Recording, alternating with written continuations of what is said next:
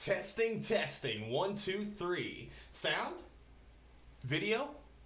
Cool, we're good on our end, but what about yours? I need to make sure because for the next 29 minutes and 17 seconds, it's going to be you, it's going to be me, and it's going to be my smart friend, Miss Renata Leighton. Hello.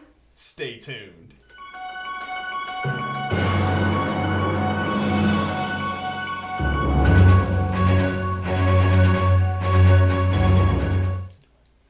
Welcome to the Royce Ayers Talk Show. I'll be your host, Mr. Royce Ashcroft. Glad that you all are here with us today. If this is your first time here with us at the show, welcome. I'm glad that you found your way here. If you are a returning guest, glad to have you back here with us, buddy. Yeah. You already know we're about to have a lot of fun. We are here to have an open discussion about the vegan lifestyle because it's 2018. A lot of folks are making that transition and they have a lot of comments, questions, concerns. So I'm here to answer them in the best way that I can. And I also have my friend, Miss Renata Leighton, here with us too. Ooh. She did it like a pro. I practiced so hard for that. Practiced very hard, but you know what? She's a fast learner, and you can be as well, too. Miss Renata, how's it going? Welcome to the show. Thanks so much for having me, Royce. I'm doing pretty good. Glad you're here with us. I see we have some folks already in our feed. Miss Amari, thank you. My fiance, that's my fiance, okay? You're going to hear me talk about her a lot. Just kidding. It's not about you today, Amari. It's about the vegan lifestyle, friends. Marcella, she's excited for this. Do you know Miss Marcella? Yeah, Marcella is a member of my team from the Sunrise Movement. Hi, Marcella. That works. We got Kyle, Susan, Constant, got everybody in here. As everyone continues to trickle on in, if you have any comments, questions, concerns, please feel free to ask. But Miss Renata, tell us a little bit about yourself. Yeah, so my name's Renata. I'm 19 years old. I'm from Chicago, Illinois, originally. I go to school at Brandeis University, which is in Boston, Massachusetts. But I'm actually on a leave of absence right now, and I'm working full-time here in Orlando, Florida as an activist and organizer with the Sunrise Movement. That is freaking awesome. 19 years old, jumping into the activist life. Mm-hmm. When I was 19, I was ready to drop out of college, not into the activist life. So that is good for you. Keep on pushing. Thanks. I mean, I'm kind of doing both because I took a little bit of time off of school to be doing it, but yeah. Understood. I had to take a little bit of time off from school, mainly to play Grand Theft Auto 5. Yeah, it was bad. Do you ever play video games? Sometimes I play horror video games with my friend who's like very into video games, but I never really like grew up playing them or anything. Good. Not anything bad for anybody of you who may be playing video games, but they can be pretty time consuming, and you know that. You know it. Hey, before we get into the discussion for the day, I got something I need to get off my chest, okay? Because bottling up emotions will kill you. I went to an open mic last night with my friend Hannibal. He invited Amari and I out. Mm-hmm. He was auditioning to become the new host of this weekly comedy open mic night that he wants to be a part of. And he did exceptionally well, so shout out to you, Hannibal. You are freaking awesome. And there's a lot of other good comedians out there as well, too. Jimmy Fontaine, Ian Van Leer, Dorian Gale, just to name a few. They rehearsed their material, they had it really well, and they delivered. It was funny. But there was one comedian in particular who performed who, in comparison to the other comedians, wasn't really as funny. And it started to show as the decline of the crowd interaction, laughs started to go down. Mm-hmm. So he had about a minute left in his act, and he kind of went to that go-to, can you guess it? Where my vegans at? And a lot of us, we started screaming and shouting and yelling, just kind of representing for the vegan community. Mm-hmm. But he said, all of you are the stupidest people I have ever met. So I'm used to hearing different vegan jokes. We get it all the time. I know compassion, ha ha ha ha. It's so hilarious that you didn't kill that animal, you know. But he continued to, pick at it. but more so he became the heckler. Normally, you get heckled at whenever you're the comedian, and you try to avoid those people that are intentionally disrupting and causing problems, causing issues to the set. But he was really going in on this one guy who was who's been working with losing weight. He's not 100% vegan, the guy who is losing weight, but he did say that he has dropped some pounds. He has started at over 400, and you could tell that he wasn't at 400 anymore, that ever since he started giving up meat. And the comedian, I wasn't really mad or sad or angry that he was making fun of the vegan lifestyle, but really just that he, kind of commented, he talked about things that he didn't know anything about. So I guess bottom line is, if you don't know about the lifestyle, if you just don't comment on it yet, okay? You are in a good place, though, because we're here to talk about it with you, so you get to hear lots of different fun facts and everything. But that is what was on my chest. Glad I could get it off. Is there anything that you would want to get off on your chest? Well, I'm currently living in a house with a bunch of other youth activists here in Orlando as we're doing our work. And I am the only vegan in the house. There are some other people who are vegetarian. Thank you. Support. There are some other people who are vegetarians. I have one friend who calls himself a meat minimalist. And I think it's been really interesting and exciting to be in that setting where I'm the only one who has this experience with this lifestyle, and I kind of get to be sharing it with them and teaching them about it and showing them the different ways that it's possible to live a normal life and also be eating vegan. But there's definitely been moments where it's a little bit difficult, to express what's going on. But overall, I'm really excited about the opportunity to be teaching people about it. So that's what it's I don't have about. A lot of bad feelings to get off my chest. That's a good thing. I learned as a man I have to deal with my emotions because it's something that society kind of has us repress. Yeah. So now I just make it a habit to go hey, you're hurting my feelings, and I don't care if you think I'm a big baby about it. I'm letting you know so that we won't have any problems. No. I'm not a fighter. I'm a lover. No, yeah, I think I really appreciate that, though. There's this whole concept of radical honesty that my team and I have been really trying to delve into recently, and it's just all about how I think a lot of times people consider telling harsh truths to be a negative thing, but I think in the end telling the truth and speaking honestly, even if it's about something that's not easy to do, it's always going to be better for the person that you're speaking with, and better for yourself to just get it all out on the table, Exactly. See, Renata, there's a great reason why you're here on the show today. Yes. Mr. Hannibal, glad that you're here with us as well, too, man. You got to make sure you go back and watch the recap, because I just gave you a shout out, dude. But glad that you're here with us as well. And Doug, Alex, we got more people flowing in. Brooke, so happy to have you all here with us. Brooke, I'm glad you stopped playing the video game to be a part of the Royce Ayers Show, episode 57. Isn't that awesome? That's pretty cool. You're past the 50 mark. We are past the 50 mark, and we are just going to keep on going. It's a big milestone. Yeah. Big milestone. If you all have any comments, questions, concerns throughout this broadcast, please let us know. I'm about to ask Miss Renata, are you vegan yet?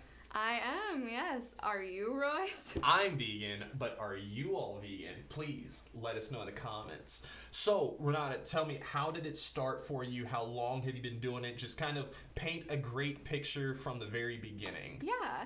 So I went vegetarian the summer before I started at university. So that was more than a year ago now.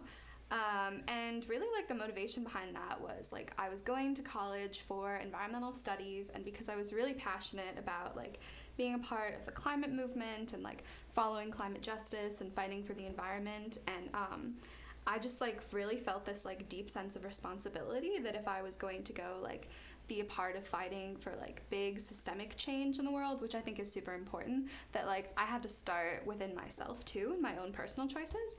Yeah, it was pretty exciting.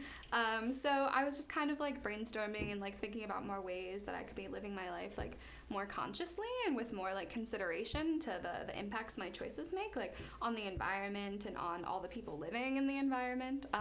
So that's really where it started. And then when I got to college and got like further deeply involved in that, I worked on my school's fossil fuel divestment campaign at Brandeis, and just got more and more interested in like being deeply involved in organizing work. And I just felt again like I wasn't doing enough personally to contribute to that too. So that was when I decided to go vegan, which was the start of second semester. So it's been like 7 months now. Vegan 7 months. I love it. Yeah. It seems as if your roommate is here with us. I want to pronounce the first name, but Reyes is the last name. That's Irma. Her middle name is Azucena, and she goes by Irma sometimes, but Azucena is her Facebook name. Azucena! I like that name. It means lily in Spanish. It means lily. We have some surprise lilies out in my backyard. I don't know if you've ever seen some of those flowers that just randomly pop up, but they're beautiful, they're cute, and you never know how many you're going to get. We kind of keep getting them, and now it feels like it's kind of a problem. But it's cool. It's cool. I like them. And I'm glad that you're here with us, Miss Reyes. Glad that you're here as well, too, Lauren. Oh, Mom is here, too. Oh, my goodness. Hello. Mom, are you okay with your daughter here on the show? I think she'll be very happy and excited about it. My mom's been a vegetarian like most of her entire life. Wow. So. Okay. All right, Mama. We glad that you are on that. Is your mom on the vegan lifestyle? No, but like she's like experimented with different things. She's always like very conscious about it. Gotcha. Yeah. Mom, make sure that, after this broadcast, you send me a message and say, hey, Royce, I think I'm going to give up the dairy and the cheese and the other animal products for a while because it's only going to help you and help everybody else, too. So that's what this is all about. Glad everybody is here with us. We got quite a bit of people coming in, so this is cool. This is cool. What is going on about the Sunrise Movement? You mentioned a little bit earlier. I see it on your shirt. Yeah. You gave me this really cool, cute sticker. You all don't get a sticker because you're not here, but I get a sticker. So what's the Sunrise Movement about? Yeah, thanks for asking. So the Sunrise Movement is a national organization across the America. We're a youth-led climate justice movement, and we're really, really fighting for getting the influence of fossil fuel money and fossil fuel billionaires out of politics, specifically for the midterm elections.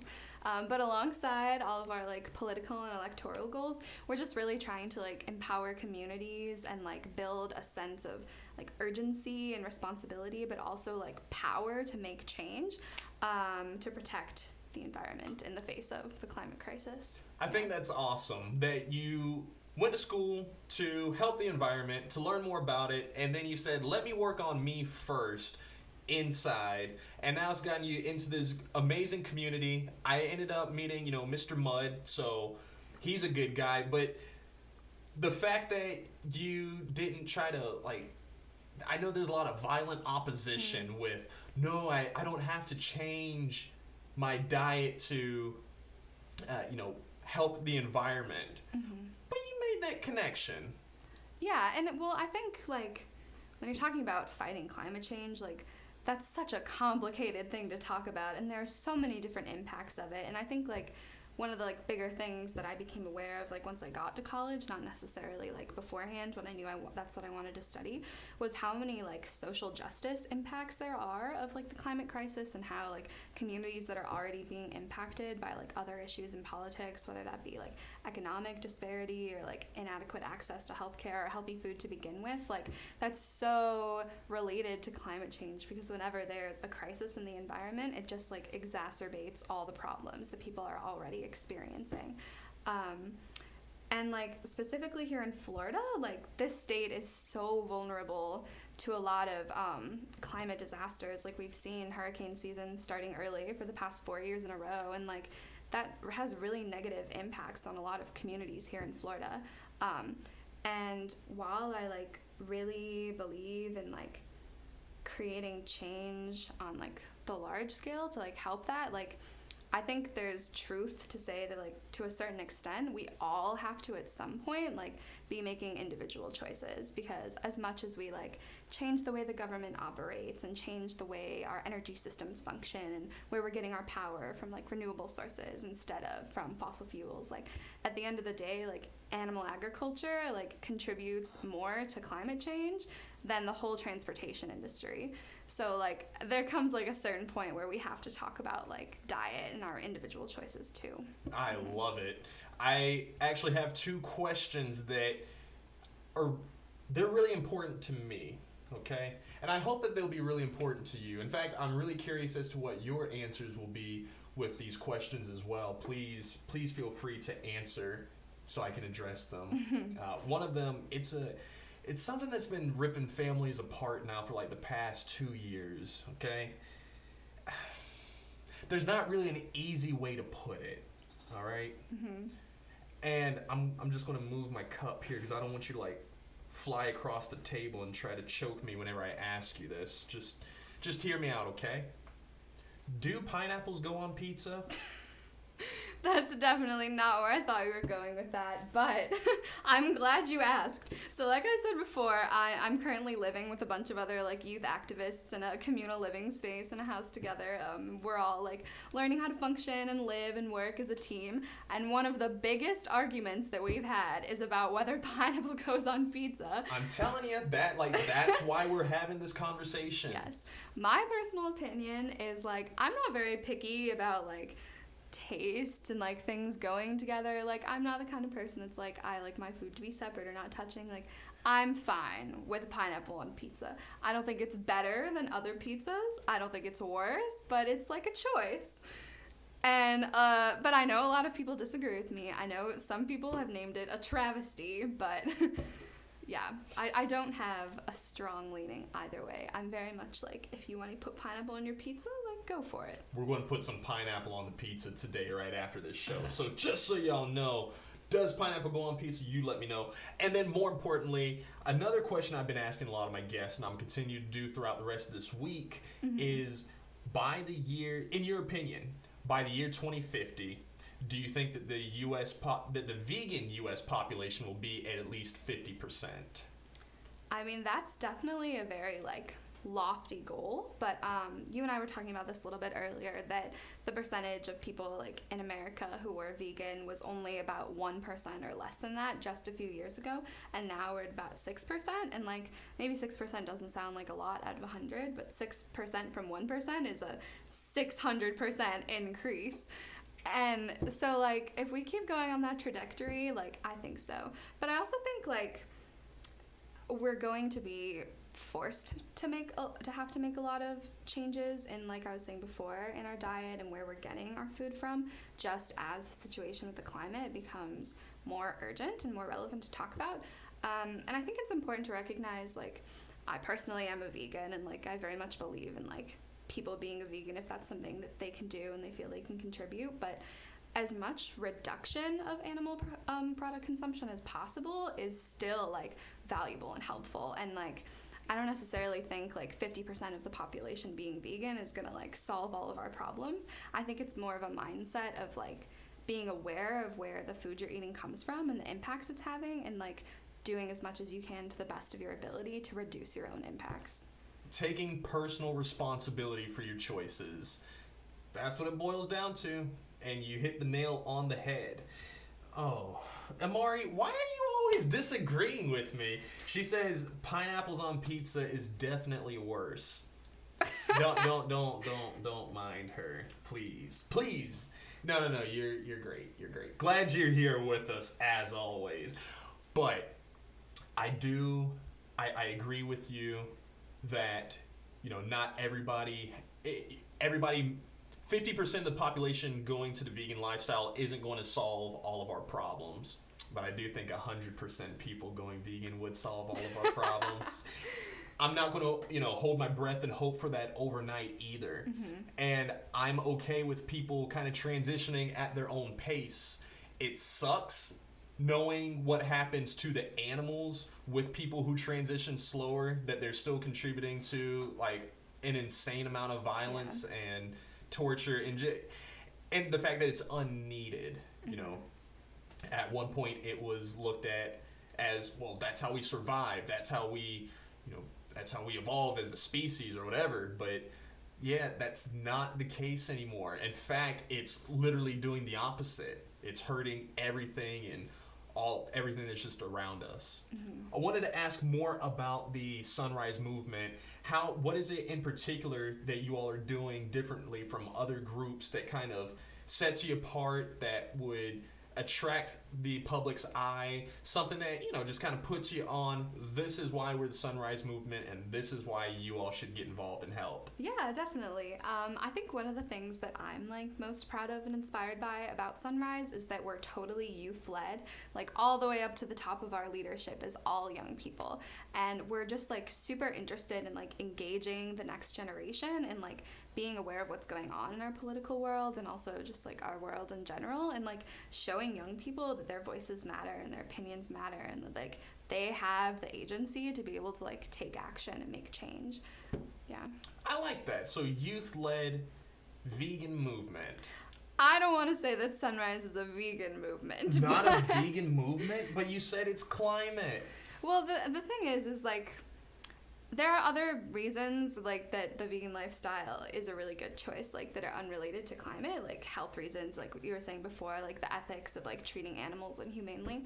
But in terms of like the climate movement, there are a lot of other aspects like related to diet and food consumption that like even if we just lived off of like sustainable agriculture instead of like factory farms, like and locally organically produced like produce is a huge thing too, to help like the environmental aspect. Because when you're like, I've been thinking a lot about this lately, about how like I'm trying to eat ethically by eating vegan, but if I'm buying bananas that were shipped here from across the world and used like all that jet fuel to get here and like all the refrigerants to like keep them fresh while they came here and all the chemicals to like grow them in the first place on this giant like factory natured farm, like is it really any better? It's interesting because I feel as though it's just an ongoing journey. The guest who I had yesterday, he was a doctor, and he's a retired doctor, 81 years old, and throughout his medical profession, he was not vegan. It wasn't until afterwards, about 4 years ago, he made the change, and now he's living, he likes to take it more so, kind of how you were, like, okay, I'm vegan now, but you still see that a lot of vegans are not doing things as sustainably as we could be.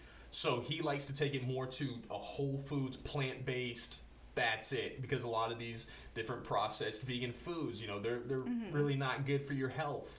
And, you know, he just really tries to continue getting better and better, and that's what it sounds like you're on that same trajectory as well. Yeah, I mean, I think there's a lot of like merit to having like the label vegan, and like for me personally, it's like made choices a lot easier having that like clear guideline of like, all right, where do I stop with like what I'm eating? But I think at the end of the day, like I said before, it's all about just making the choices that are like best for your own personal health and best for the health of like the environment and all the people that are being impacted by where you're getting your food from. And however you can make that work, whether it's from buying like local produce instead of produce that's from all the way across the world, or buying organically, or buying from a sustainable farm, like I think there are a lot of choices in play that can be like just as helpful. That's what it's all about. Folks, I see there are even more of you in here. I'm joined with Miss Renata Leighton. We are having an open discussion about the vegan lifestyle. I do want to invite you all out to, I have some awesome events coming up. Today, it's Tuesday, public speaking workshop tonight. So make sure you come out, whether you're a veteran at public speaking or if you are nervous to be in front of people. We work with people of all ages, all experiences. So go ahead and come on out. That's a handsome guy right there. Wow, wow, wow. And we're also having our open mic tomorrow at Vinyl Arts Bar, so be sure to come out to that as well. Amari, Channing, and Lauren, let's all be nice about the pineapples on pizza, okay? Jeez. Lauren says that local is the way to go. I feel you, Lauren. Lauren Cheeks. That's my mom. Oh, that's mom. Oh, okay, Lauren Cheeks. Okay, cool. Did you recognize her whenever I just called her by her first name? Yeah, earlier. Okay. Mm-hmm. I think it was actually Gia. I mentioned that her dad was on watching, and I'd said his first name, and she kind of sat there and smiled. She didn't know who I was talking about, but then I said his last name, and she's like, "Oh yeah, that's my dad." So it's cool. It's cool. Yeah, I mean, some people have common names. You never know. And it does. There's a lot of new names, lots of new faces in here. So I'm just really happy that you all are all here joined with us today. That's what it's all about. So what's next for you as far as this whole vegan lifestyle movement? Are there any changes that you're going to start doing internally or externally? Just kind of give us a little summary.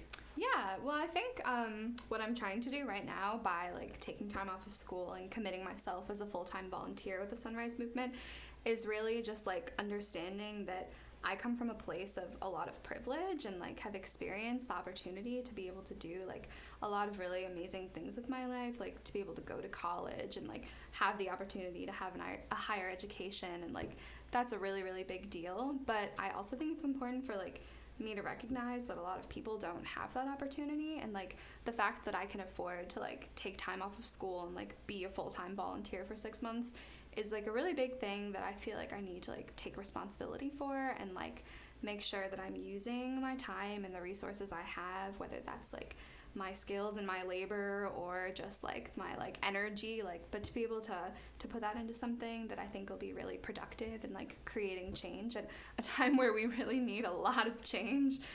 Yeah. Very pivotal moment that we need change. Yeah, that's been my big focus lately, is thinking about how I can commit myself to being an ally and showing up in solidarity with a lot of like social justice movements while like doing the work from a climate justice lens. So I like how you'd said that you do have kind of the privilege to have this information, this just access to you. So whenever people would say, well, the whole vegan lifestyle, that is a privileged lifestyle, what would be your response to that? Well, I think there definitely is some truth to that, because to be able to buy like, it's just like a fact that a lot of like produce and like vegan alternatives to like meat and dairy products are more expensive and sometimes like difficult to access. And for a lot of people who come from like lower income backgrounds or don't have access to like proper nutrition to begin with, like it can be way more difficult and at times like unrealistic for people to think about the vegan lifestyle. And I think there's also a really big cultural aspect to it too, where like dishes that have like meat or certain things in them are like very much a part of a lot of people's like cultural identity and like family connection. I mean, everybody knows that like food is the best way to like meet people and get to know people, and there's a lot of like cultural connections to food, I think. Yeah, that make it really difficult for a lot of people to say like, I'm gonna cut that 100% out of my life. Yeah. That is one of the ones that I see people kind of have the most opposition to whenever they're talking about, well, my family's Italian, so we're all about our cheese, or my family, we're Hispanic, so we have to have our fish or whatever, just all these things. And I'm like, I get it. Like, I'm black, so we always have Popeyes. So there, no more excuses. If you're going to use that as one, which I get it. Like, it's a heart thing. We just need more people to help out with this cause, to just help putting more information out there, kind of really sitting down, talking to everybody about it, and just letting them know that right now in certain places it is more difficult to live that lifestyle, but it really shouldn't be. Yeah. If you think about it. Yeah, and I think like what I was saying before about how a lot of people just don't have access to like nutritional food or even enough food in the first place, like starting from that point, like if we're going to like get to this place where everyone can be eating like vegan healthy lifestyles, like first we need to get to the place where everyone has food. And like in America, and a lot of places around the world, like that's not a reality right now. And I think it's really important to keep in mind that like while we're fighting for the vegan lifestyle and like the prevalence of that in our society, like we also need to be really aware of like fighting for economic justice and fighting for like food security for people, because I think that's something that's just as important, if not more important, that like everyone has a plate of food to begin with. And I think it's like, it's all so interconnected, you know, and we can't like forget about that aspect too. That is my favorite aspect about it, is that literally all of it is connected. And I'm glad that you get it. I appreciate you for being on our show today, Miss Renata. Yeah, thanks so much for having me. Absolutely. And I appreciate you all for being here as well, too. It means a lot to me that you come and join us each and every single day, so make sure that you're here tomorrow, because tomorrow's episode is going to be the bee's knees. I want to have a Christian hip-hop artist. Mr. Mark Long is going to be with us in the building, so make sure you come back and join us then. Royce Ashcroft signing out.